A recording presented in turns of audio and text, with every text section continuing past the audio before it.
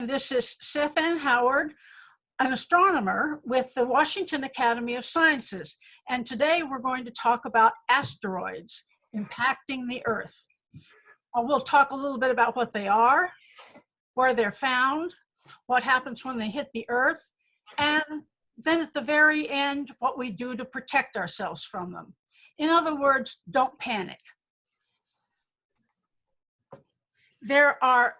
We've got pictures of asteroids because we've sent planetary missions out into the solar system, and those are actual pictures of actual asteroids. One is Ida, one is Gaspra, and I don't know the name of the other two. But an asteroid is a minor dwarf planet orbiting the sun. That's the simple definition. If you look at it through a telescope, it looks like a star. It doesn't look like these pictures at the bottom of the screen because those were taken as the mission went by the actual asteroid. But if you take your backyard telescope and try to find an asteroid, it'll look just like a dot. So it's a small chunk of very old rock that orbits the sun. In other words, it probably formed at the beginning of the formation of the solar system. And that's important because those are clues to how our solar system formed. And they're made of rock, metal, and they even have water and sugar and other organic compounds have been found in them, made of carbon and silicate and iron. Now, my favorite asteroid is a real asteroid. It was named Asteroid 46610. Every asteroid gets a number. So Asteroid 46610, base reduced, is B612. It's named for the fictitious asteroid in The Little Prince. And I thought it was so cute that I decided to adopt it as my favorite asteroid out there. It's in the Asteroid Belt. Some asteroids even have little astrodettes. This is the asteroid Ida, and the astrodet is Dactyl. Here's Ida from a satellite going by, and there is Dactyl. You can see the size difference is large, but we'll play that again. The little Dactyl is orbiting Ida. Where do they hang out? Well, they hang out in 2 or 3 major places. One major place is the main asteroid belt between Mars, the orbit of Mars, and the orbit of Jupiter. That's this bunch of dots here. Then there are those that are controlled by Jupiter, and they live in the orbit of Jupiter. They're called the Trojan asteroids, named after the Trojan War. And if we actually make a dot for each known asteroid in the asteroid belt, you get a picture looking down from the top like this. Those are actual known asteroids. So here are the Trojans. Jupiter's going around this way. So the Greeks won the battle, they lead, and the Trojans lost the battle, so they followed Jupiter. But Jupiter is the boss of the solar system because it's so massive that it controls these Trojan asteroids, the green dots. And the white dots form the asteroid belt, and there are a lot of them. Then there are the asteroids that live outside the orbit of Neptune. Here's Neptune's orbit. And all the red dots are also known as the outer asteroids or the Kuiper Belt asteroids, objects. And so they've got 2 names because Kuiper was the one who named them. And each white dot and red dot is a Kuiper Belt object. And you can see inside, here's the orbit of Jupiter. You can see my arrow going around, I think. And there are the Trojan asteroids, the really dark ones. But if you're curious, there's Pluto right now, just outside the orbit of Neptune. Now, as I said, Jupiter controls most of what goes on in the planets. So do the other gas giants like Neptune. They toss asteroids around. They have a wonderful time playing with each other. And Jupiter throws them towards Earth, towards Mars, towards the Sun, towards Saturn. Neptune throws them outward, inward, around. So the trick is that asteroids are always coming and going. They tend to orbit in one large group, but they're moving around. So let's let the asteroid move around until it meets the Earth. Some are going to burn up in the atmosphere. And if you've ever seen a meteor shower, the picture on the right is several streaks of light. Each one is a meteor that burned up. It disintegrated in the atmosphere. This is a really bright meteor that burned up in the atmosphere. It's called a bolide because it's so bright. But it's a shooting star, occurred during a meteor shower, and we have meteor showers every few months. So your chances of seeing one, if it's dark at night, are pretty good if you stay up late. So asteroid meets Earth, some burn up, some don't burn up. They're too big to burn up. They're smaller than 100 meters in diameter, but they explode in the atmosphere. These are called airbursts. And an example of an airburst, this one occurred about 8.5 kilometers up from the surface of the Earth. It exploded in the sky in 1908. And it's called the Tunguska event in Siberia, Russia. And it was an asteroid about 30 to 50 meters in diameter. And you can see it just flattened the trees. Well, the blast from the airburst. Well, let's put that in perspective. Just as a reminder, here's the boundary of Washington, D.C. It's hard to see in the colors here, but I'm going around it with my arrow.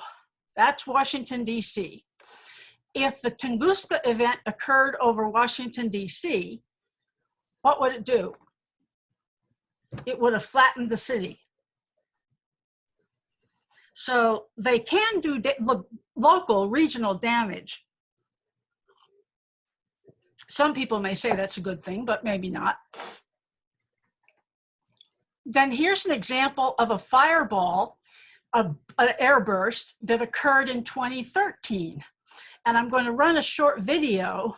Somebody was actually filming this with a camera because they saw that the vapor trail of the asteroid as it came in, and it exploded about 30 kilometers up from the surface of the Earth. And this is before the burst. This is the vapor trail before the burst. And we're going to have the burst shortly.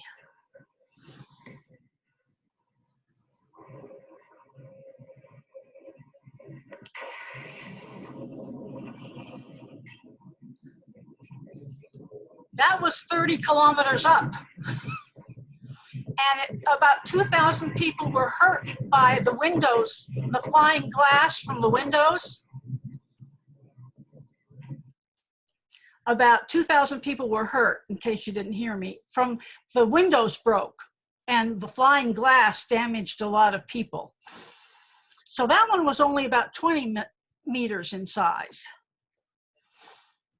That was in Chelyabinsk, Russia. So it can burn up, it can explode, and then it can land on Earth. It can make it all the way down to the ground and become a meteorite. And a meteorite is actually an asteroid on the ground. It's one that made it all the way to the ground. It didn't burn up, it didn't explode, it made it to the ground. It could be small, it could be big, we don't know. Most of them are called stony meteorites. That means they look to the naked eye like a stone. If you kick it if you stumble over it as you walk down the path, you won't really know it's a meteorite because it looked like a regular stone. You won't know it until you cut it in half and see these circular shapes, which are seen only in meteorites. But rarer than the stony ones are the iron meteorites. Only 5% of them are iron meteorites.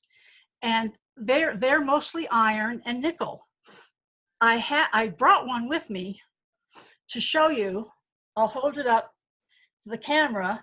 This is a piece of a Russian meteorite, and it's hefty, and it doesn't look like a stone. It's hard to see, but it doesn't look like a stone. It's an iron meteorite. It's one of the rare ones. Can you see it?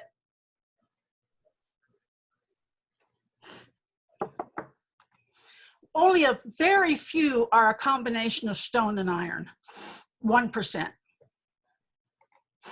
Some of them, as I said before, contain organic compounds, but even better than organic, they have more platinum, gold, and silver than the richest known ores on Earth.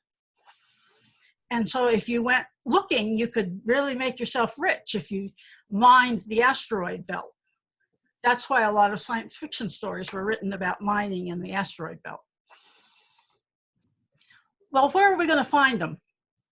If you think about it, you want to be able to distinguish it from its background on the ground. So you're going to look for a place that's all sand or all snow.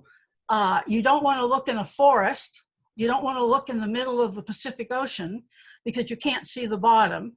And in a forest, you can't see it for the trees. So most of them are actually found in Antarctica. And the reason they're found in Antarctica is, before we go to the Antarctica picture, I should say about 500 meteorites impact the Earth every day. Every year, not every day, every year. 500 impact the Earth every year. But look at the snowfield in Antarctica. It looks just like you just walk around and pick up meteorites. It's amazing. And here the scientists are taking a picture of the place that it landed and its size, and they bring it back up to the United States, and it's stored in the meteorite storage place in Houston, Texas. So why do we go to Antarctica? Because they're easy to see. You couldn't see this in a forest. So they burn up, they explode, they become a meteorite. The big ones actually leave a crater. If they're big enough when they land, they leave a crater, greater than 1 kilometer in diameter. So here's the moon. It's got craters everywhere. The poor thing has been pummeled, and each one of these things is a crater all over the place. Other planets get hit too. There's a binary asteroid maybe that hit Mars, a double crater, which is kind of cool. The one I liked was it on the small planet Mercury. It looks like Mickey Mouse. It's a small world after all. See, there's the Mickey Mouse crater with the ears and the eyes, and that's one I liked. So other planets get hit by meteors too. Here's a recognized impact structures on the Earth. Here's where the craters are that we found. Now, if you look at this, you don't see many in the water because we can't see them in the water. They're under the ocean. We can't tell if a crater's there without really going to a lot of trouble. And you don't see them in the Amazon River Basin because that's all tree covered. You see a lot in the Sahara Desert. The US has a lot in the plains and where you don't have a lot of forest cover. And similarly, some up here in Europe they found, and in Australia, in the middle of the desert in Australia, you find a lot of craters. So that their distribution is actually uniform all over the Earth, but they're hard to see. Some of them get worn down as the mountain ranges shift, and they get worn down by the ocean flows and the tides, and you don't see the craters.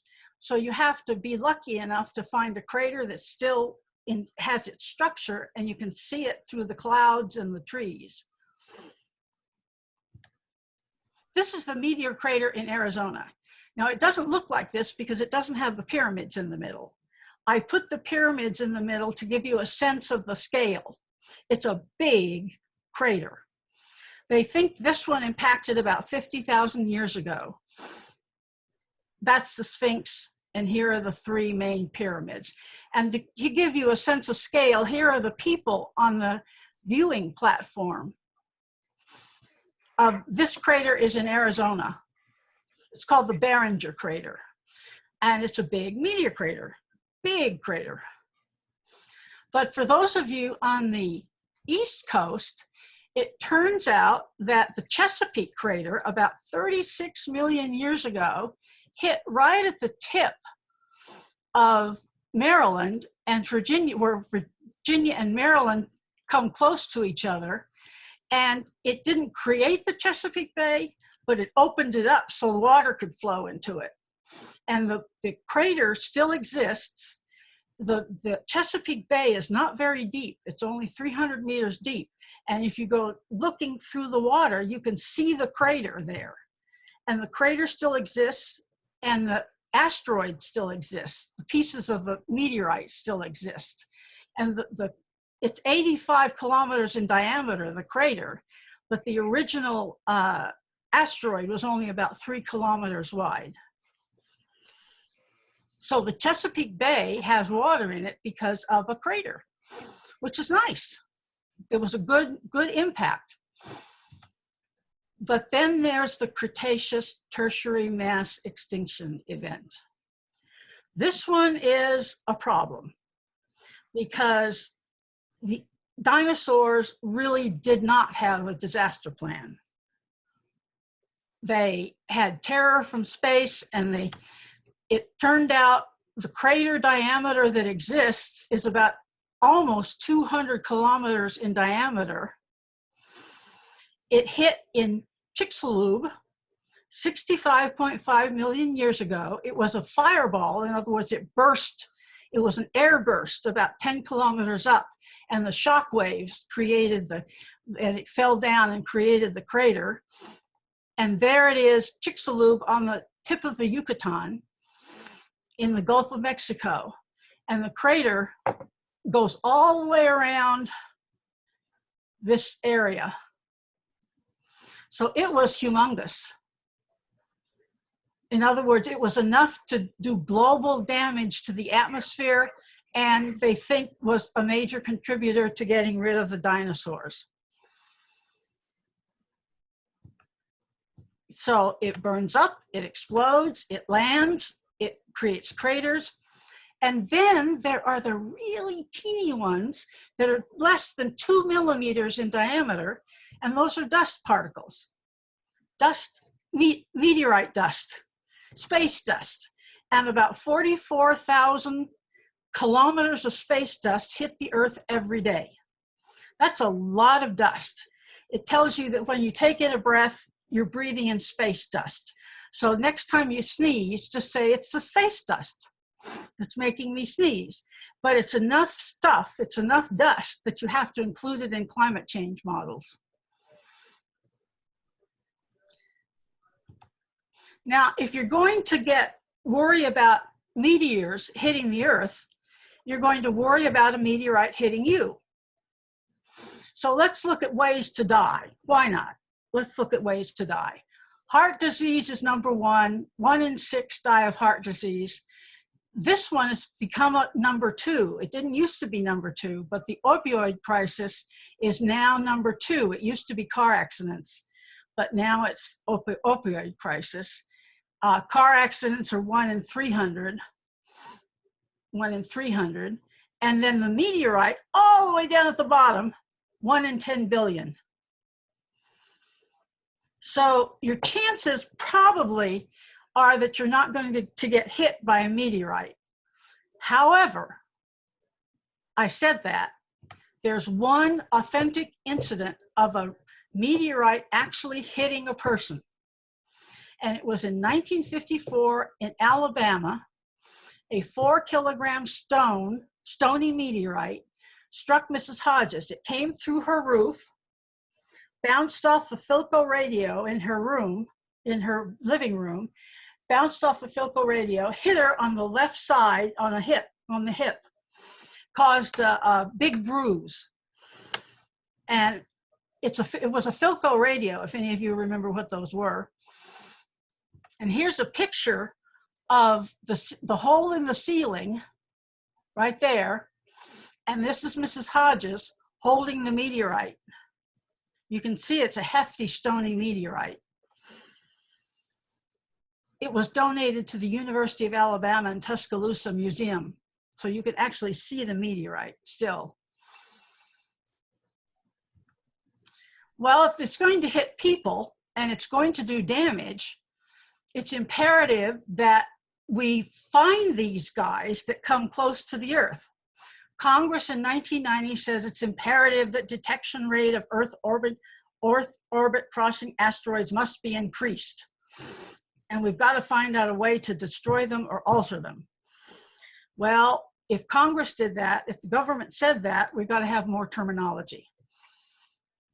So we have near-Earth asteroids. Those are NEAs. Those are less than 4.5 million kilometers from Earth. But to remind you, it's less than 500,000 to the moon. So the near-Earth asteroids usually are out beyond the moon when they come by. A near-Earth object is the same basically as a near-Earth asteroid. It includes other things like space debris, but it's mainly a near-Earth asteroid. So NEA and NEO are about the same thing. Then there are the potentially hazardous asteroids. They come twice as far as the moon and closer. So those are the ones we worry about the most because they come the closest to possibly interacting with the Earth. Because it's 500,000 to the moon, less than 500,000 to the moon, and it's less than 750,000 kilometers. It comes closer than that. So the chances of it hitting the Earth, well, we don't know. Let's find out. They're hard to find. If you're going to go out and look for them, they're small. That means they're tiny. They're dark because they're not shining light. They only shine by reflected sunlight. So they're dark and they're moving quickly. Here's a arrow showing the very faint dot between the two bright dots. And then the next image shows it moved away from those two bright dots, which are here, up there. And then here are the two bright dots, and it's moved up here. So it's moving very fast. So it's hard to image, it's dark, and it's small. So they're hard to find. Nevertheless, people are looking. And here is how hard they look.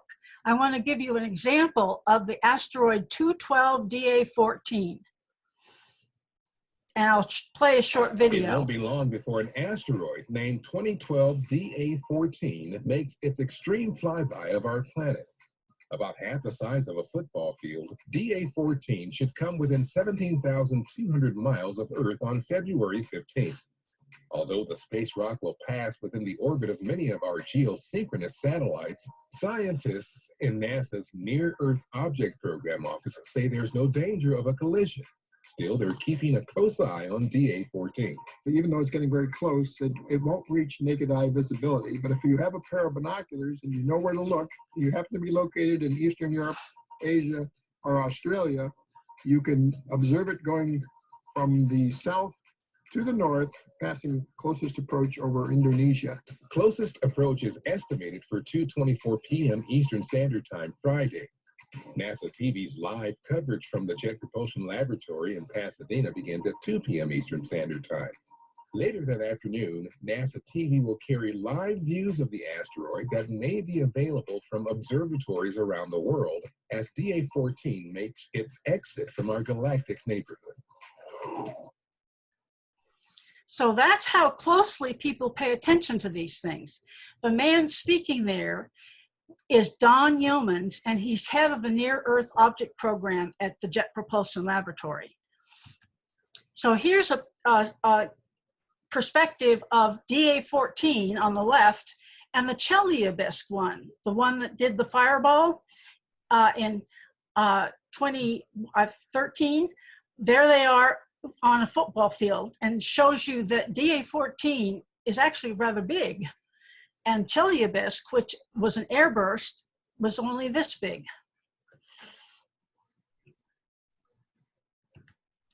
Everybody's looking. The government's looking. All governments are looking internationally.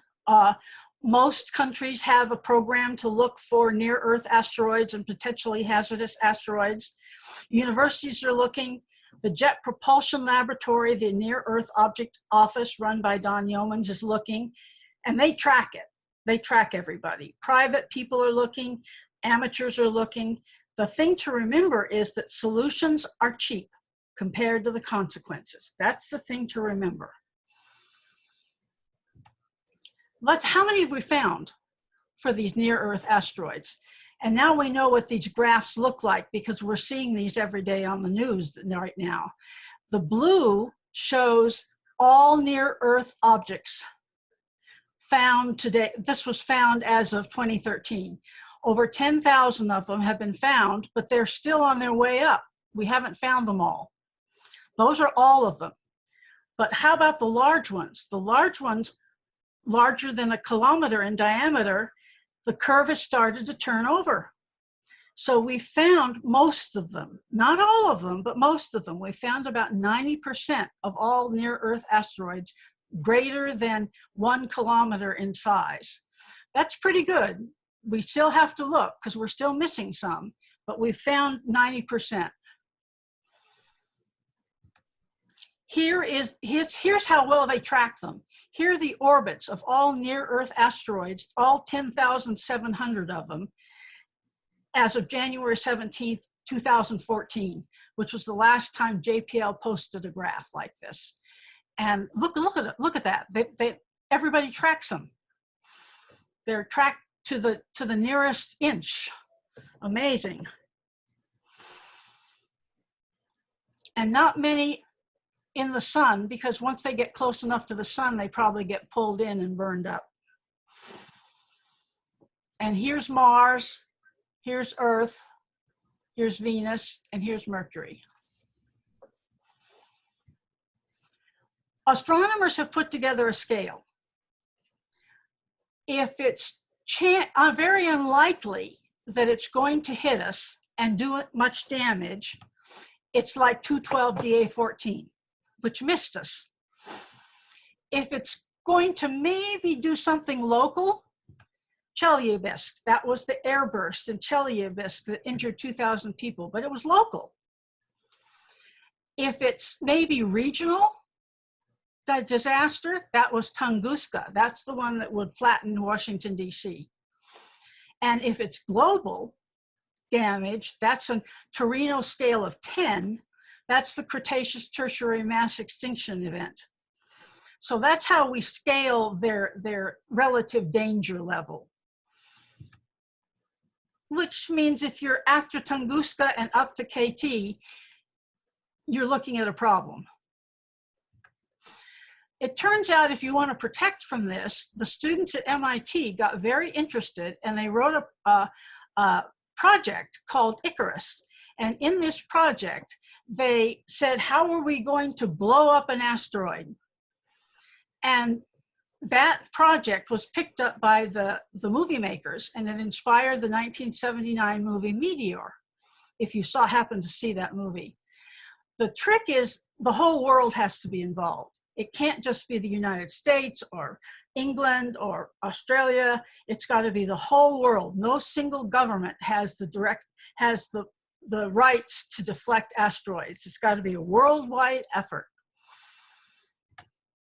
So we're going to mitigate, right? We're going to protect against this. What are we going to do?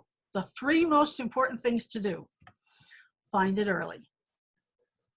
That's the first thing. What's the second thing? Find it early. What's the third most important thing? You guessed it. Find it early. That's the whole trick to finding this. That means search and identify in order to mitigate against the asteroid doing any damage. So what can we do to these asteroids? We find it. That's a good thing. We kick it. We blow it up. We push it away. We use lasers to bump it out of the way.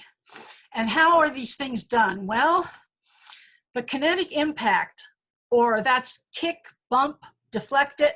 You send up a mission to get to the asteroid and kick it, bump it out of the way. We've done this actually with a mission called Deep Impact, and it didn't kick the whole asteroid out of the way. That wasn't its point. It just wanted to see what happened if you dropped something on the asteroid. Would the asteroid, what would happen? And they did this and they found out it wasn't strong enough to kick it out of the way, but it did kick up a lot of dust off the asteroid. Would it disintegrate the asteroid? No. This is possible if you detect it early. It takes years to decades in advance to build the mission to get out there and kick it out of the way. You could blow it up. This one's more difficult to do because you still have to have it decades in advance, know about it, but you want to make sure when you blow it up, you don't have all the debris fall back on the Earth, all that radioactive debris. That would be bad. So you've got to do it just right. And so it's a more difficult task to blow it up. The slow method is you send up a very massive mission that just pushes gently and tugs it gravitationally out of the way. That takes decades to do.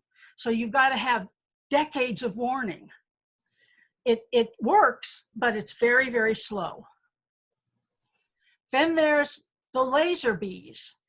And each one of these little guys is a laser sent up in a fleet. And the lasers are pinging on the asteroid and pinging it out of, and each ping is a push to get it out of the way. Unfortunately, nobody knows how to do that yet. It's technically very difficult, but that's a possibility if we knew how to do it and make it work. And Mr. Grumpy Cat says, the asteroid missed? Well, there's always next time. That's Mr. Grumpy Cat. Yeah, another one's going to come along. So the question is, are impacts always bad? Well, for the dinosaurs, we all have a brain about the size of a walnut. They thought it was very bad because we humans likely owe our existence and current position atop the animal food chain to these space rocks. That was the Cretaceous-Tertiary mass extinction event. On one side were the losing dinosaurs, on the other side was humanity. And that's Don Yeomans who said that, who's head of the Near Earth Object Program at the Jet Propulsion Laboratory. So what can you do? In order to protect yourself, you don't want to die of heart disease, so you eat sensibly. That's the first thing. And I did this before opioids became a crisis, so you wear your seatbelt to avoid car accidents. And the third thing you want to do is support astronomy, because we're the ones who are out there looking for them. Yay, yes. There are two resources I want to tell you about. One is a free report by the National Academy of Science, and it's called Defending Planet Earth. It's available for a free download. And the other is, if you want to really prowl around these orbits, you can go to the Near Earth Object Program at the Jet Propulsion Laboratory, or JPL, neo.jpl.nasa.gov/neo. Or, if all else fails, ask your friendly local astronomer. And so we've talked a lot about asteroids. The thing to remember is don't panic. And thank you so much for listening. Are there any questions out there? We have a couple people listening in. If they have questions, if they don't have questions, what do you think? Any questions? Yes, I have a question. Yes, Ron. The one in the football stadium, Neyland Stadium, that was. It was which stadium? Neyland Stadium in Knoxville, Tennessee. Oh, really? I've been in it more than once. How are they going to get that rock out of there? Very carefully. I would suggest they just wait for the football season to start, and they'll get it out before it gets started. There we go. Yes. And you don't want to get the stadiums that are covered over, because it would Right. crash through the ceiling. Okay, I'm going to stop sharing the screen now.